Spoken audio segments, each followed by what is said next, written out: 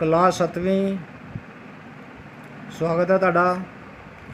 दमुखा बिजन वाला बालक पाठ नंबर 6।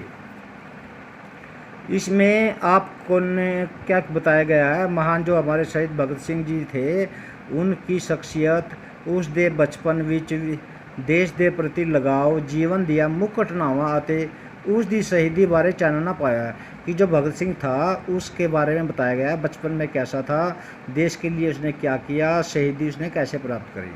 चलो अब मैं लेसन शुरू करने जा रहा हूँ बेटा, ध्यान से देखो। एक 3-4 साल का बालक इकल्ला बैठा अपनी खेड विच मस्त थी। कहता है एक 3-4 साल का बालक अपने खेड में मस्त था। जैसे बच्चे छोटे बच्चे होते हैं वो अपने खेल में मस्त रहते, किसी की परवाह नहीं करते।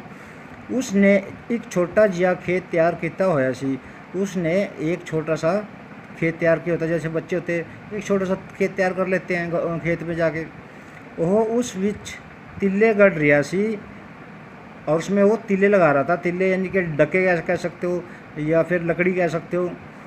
कोल खड़ी एक बुढ़ी औरत ने हैरान हो के उस बालक ने पूछा, जो उसके पास एक बुजुर्ग औरत खड़ी थी, उसने बड़ी हैरान होकर उससे पूछती है।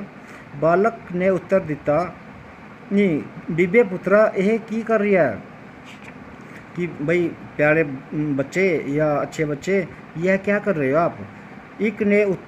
बालक ने उत्तर दिता, माँ मैं दमुखा बीज रहा हाँ। बालक ने उत्तर क्या दिया कि मैं दमुखा जो बंदूकी हैं उनको बीज रहा हूँ, उनकी फसल बो रहा हूँ। बुजुर्ग औरत ने फिर पूछा, पुत्रा तू बंदूखा दा की करेगा। जो बुजुर्ग औरत है वह फिर दोबारा पूछती है उससे कि बेटा आप बंदूक का क्या करोगे। अम्मा मैं इन्हां नाल गोरियां दा खात्मा करांगा। वो कहता है जो अंग्रेज़ लोग आए हुए हैं हमारे देश में, मैं इनका खात्मा करूँगा। बालक ने तोतली जबान विच बोलते हुए जवाब दिता, यह बालक सी भगत सिंह। और यह बालक कौन था? भगत सिंह। महान शहीद भगत सिंह भारत माँ दा बहादुर सपूत सी। भगत सिंह दा जन्म 28 सितंबर 1907 ईस्वी नूं जिला लायलपुर दे एक पिंड चक नंबर 15 विच होया। जो उनका जन्म था कब हुआ? 18 सितंबर 1907 में। और जो चक था उनका घर का नंबर था वो 15 था। यह स्थान अजकल पाकिस्तान विच है। इन्हां दा जद्दी पिंड कटखड़ कला जिला नवा शहर शहीद भगत सिंह नगर है। उन्हां दे पिता का नाम किशन सिंह अते माता का नाम विद्यावती सी।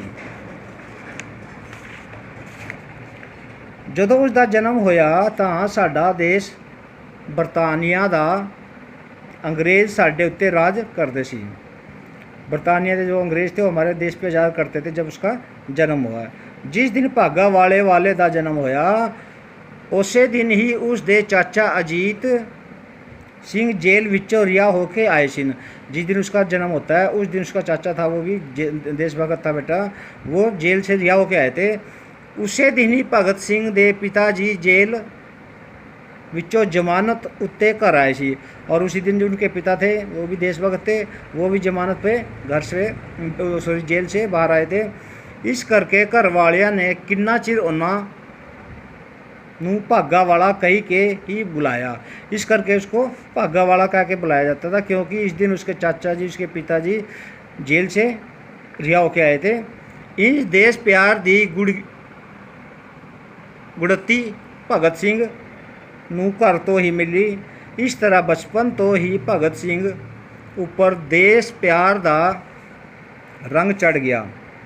और इस तरह से ही जब घर में मान लो सारे देशभक्त होते हैं बेटा, तो क्या होता है कि जो बच्चा होता है वो भी देशभक्ति बनता है, क्योंकि जो बच्चे होते हैं अपने बड़ों से सीखते हैं सब कुछ। मुढ़ली विद्या आपने पिंड दे स्कूल तो प्राप्त करके भगत सिंह नेशनल कॉलेज लाहौर विच दाखिल हो गया। मुढ़ली शिक्षा यानी कि जो शुरुआत की शिक्षा होती है उसने गांव के स्कूल से करी और फिर बाद में लाहौर के कॉलेज में दाखिल हो गया, भगत सिंह कॉलेज में। भगत सिंह नेशनल कॉलेज था बेटा वहाँ पे, उसमें दाखिल हो गया वो। उन्हें ਉੱਥੇ ਉਹਨਾਂ ਨੇ अपने कुछ साथियों नाल मिल के नौजवान सभा बनाई। वहाँ पे उसने नौजवान सभा बना ली बेटा, अपने साथियों के साथ मिलकर, जैसे कॉलेज में होते हैं दोस्त बन जाते हैं, जिनके एक जैसे विचार होते हैं, फिर वो आपस में दोस्त बन जाते हैं। इस तरह उसने वहाँ पे एक अपनी पार्टी बना ली है, सभा बना ली। भगत सिंह करतार सिंह सराभे नूं अपना राजनीतिक गुरु मनता सी। जो भगत सिंह था ये करतार सिंह सराभे को अपना राजनीतिक गुरु मानता था। सराभे की फांसी ਅਤੇ जलियांवाले बाग ਦੇ खूनी साके ਦੇ भगत सिंह उत्ते बहुत प्रभाव पाया। जब करतार सिंह सराभे की फांसी हुई और वो जलियांवाला बाग कांड हुआ था, पता ही है बेटा आपको। जलियांवाला बाग में जनरल डायर ने हुक्म दिया था कि जो भी यहाँ बंदे इकट्ठे हुए हैं उन सबको गोलियों से भून दो। तो उससे उसको बड़ा प्रभाव पड़ा। ਜਦੋਂ ਸਾਈਮਨ ਕਮਿਸ਼ਨ ਲਾਹੌਰ ਆਇਆ ਤਾਂ ਉਸ ਦਾ ਵਿਰੋਧ लाला लाजपत राय जी ने किया। जब साइमन कमीशन आया था भारत में बेटा, एक लाहौर आया था वो, और उसका जो विरोध था वो लाला लाजपत राय ने किया था। अंग्रेज़ों के लाठी चार्ज नाल लाला जी शहीद हो गए। और जब अंग्रेज़ों ने उनको हटाना चाहा, वो माने नहीं हटने से वहाँ पे, तो अंग्रेज़ों ने लाठी चार्ज का हुक्म दे दिया। और उन जब लाठियाँ उसके लाला लाजपत को लगी तो वहाँ पर उसकी मृत्यु हो गई लाठियों से। भगत सिंह ते उसके साथियों ने इस जुल्म का बदला लिया। जो भगत सिंह था और उसके साथी था, उन्होंने इस चीज़ का बदला लिया। उन्होंने सांड्रस ना दे अंग्रेज़ पुलिस अफसर नूं गोलियां मार के ख़त्म कर दिता। एक सांड्रस नाम का वो अफसर था, पुलिस अफसर था, उसको इन्होंने गोलियां मार के ख़त्म कर दिता। 1929 ईस्वी विच भगत सिंह ते उसके साथियों ने दिल्ली असैम्बली विच बम सुटिया। यह 1929 ईस्वी में भगत सिंह ने, उसके जो साथी थे, उन्होंने बम गिरा दिया वहाँ पे। यह धमाका किसी नूं मारन लई नहीं सी कीता गया। इस राही वो अंग्रेजी बोली ते गूंगी सरकार नूं अपना संदेश देना चाहते थे। उन्होंने जो बम फेंका था वो ऐसा बम था उससे किसी की जान नहीं जाती थी। यानी कि वो अपना ये दिखाना चाहते थे जो गूंगी सरकार है ये, कि उनका भी संदेश सुने, उनकी भी बात सुने, सिर्फ अंग्रेज़ों की बात ही ना सुने। अंग्रेज़ों दिया नीतियाँ भारत के विरुद्ध सन, क्योंकि जो अंग्रेज़ों ने नीतियाँ बनाई हुई थी वो सब भारत के विरुद्ध थी, भारत के विपरीत थी। वो भारतीयों नूं गुलाम रखना चाहते सन, वो भारत को गुलाम ही रखना चाहते। बम सुट के वो दौड़े नहीं, और बम सुट के वो दौड़े नहीं, उन्होंने उत्थे इनकलाब जिंदाबाद, इनकलाब जिंदाबाद के नारे लगाए थे, गिरफ्तारी दी थी।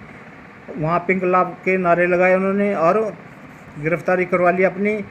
इस नाल सारे देश विच अंग्रेज़ों विरुद्ध नफरत ते रोष पैदा हो गया। इससे क्या हुआ कि सारे जो अंग्रेज़ों के प्रति है उनके प्रति नफरत भी पैदा हो गया और गुस्सा भी पैदा हो गया।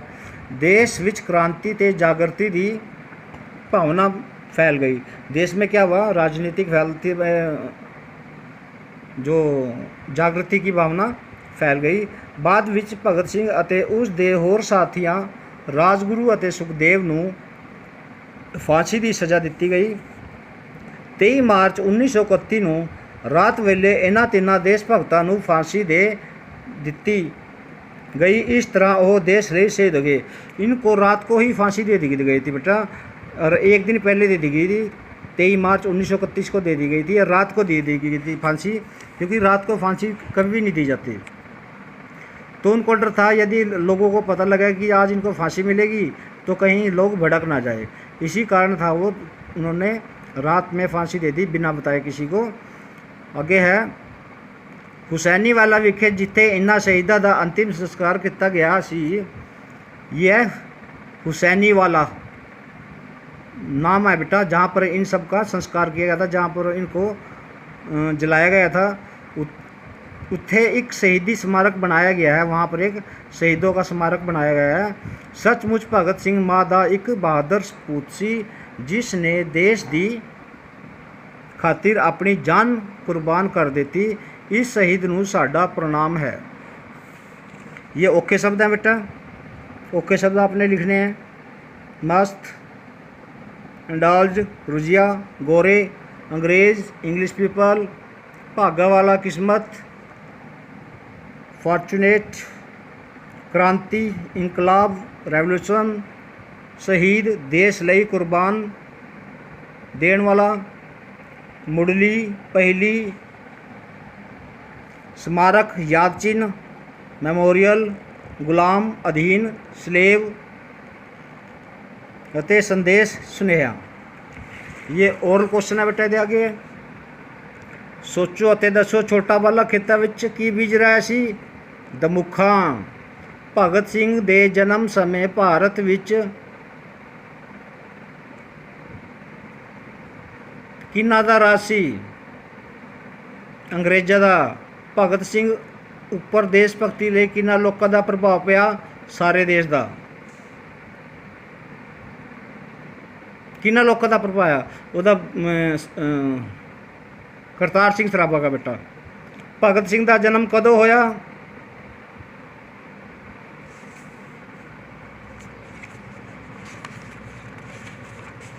ਕਦੋਂ ਹੋਇਆ? 1908 ਵਿੱਚ ਹੋਇਆ, 1907 ਵਿੱਚ ਹੋਇਆ, 1907 ਵਿੱਚ ਹੋਇਆ बेटा। ਭਗਤ ਸਿੰਘ ਨੂੰ ਹੋਰ ਕਿਹੜੇ ਨਾਂ ਨਾਲ ਜਾਣਿਆ ਜਾਂਦਾ ਹੈ? ਭਾਗਾ ਵਾਲਾ, ਦਮੁੱਖਾ ਵਾਲਾ ਜਾਂ ਭਗਤਾ ਵਾਲਾ? ਭਾਗਾ ਵਾਲਾ बेटा, ਪਹਿਲਾ ਠੀਕ ਆ ਗਿਆ। ਪਹਿਲਾ। ਭਗਤ ਸਿੰਘ ਦੇ ਚਾਚਾ ਦਾ ਕੀ ਨਾਮ ਸੀ? ਕਿਸ਼ਨ ਸਿੰਘ, ਭਾਗ ਸਿੰਘ ਤੇ ਅਜੀਤ ਸਿੰਘ। ਅਜੀਤ ਸਿੰਘ ਸੀ बेटा ਇਹਦਾ ਨਾਮ, ਚਾਚੇ ਦਾ। ਭਗਤ ਸਿੰਘ ਨੇ ਕਿਸ ਨਾਂ ਦੀ सभा बनाई? नौजवान सभा। दूसरा ठीक है क्या?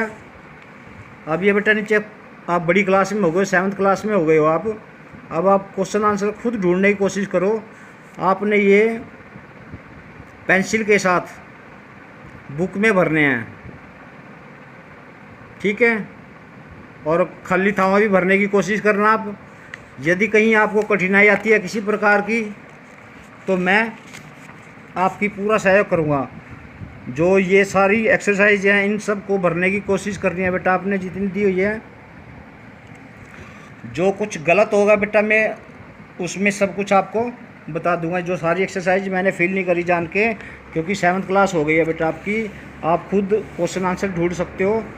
और उसको पहले तो मेरे को आप पेंसिल के साथ किताब में भर के दिखाना है, ठीक है? किताब में भरने के बाद फिर मैं उसको चेक कर दूँगा।